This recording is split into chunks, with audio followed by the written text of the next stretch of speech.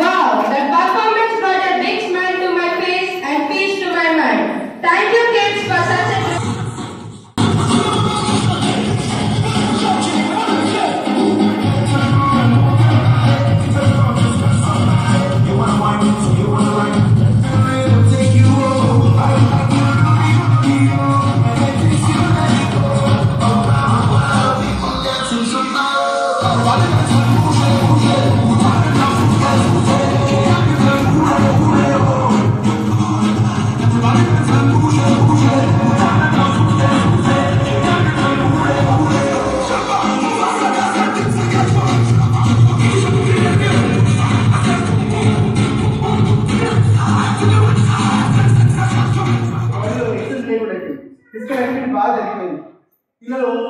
Mobile addict అవుతున్నారు, టీవీకి addict అవుతున్నారు. కారణం ఏంటంటే మనకు కావాల్సిన సమయాన్ని వాళ్ళకి సరిగ్గా ట్యూనప్ చేయలేకపోతుంది.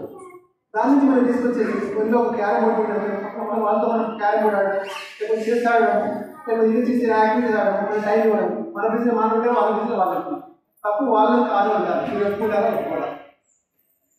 ఒప్పుకోవాల్సిందే కదా. కాబట్టి మనం ఎలా చేద్దాం. అందుకే ఈ లాస్ట్ టెక్నికల్ ఏమనుకున్నా అంటే అసలు పేరెంట్స్కి కూడా మనం ఓరియంటేషన్ చేయాల్సిన అవసరం ఉంది అనే ఆలోచన వచ్చింది. ఎంతసేపు మేము చేస్తున్నాం, మీరు చేస్తున్నాం, కానీ మనం చేయట్లేదు. మీరే చేస్తున్నారు, మేమే చేస్తున్నాం. ఒకసారి మీరు మమ్మల్ని కాపాడుతున్నారు, మేము మిమ్మల్ని కాపాడుకుంటాం. అది కాదు కావాల్సింది. మనందరం కలిసి చేయాల్సిన అవసరం ఉంది.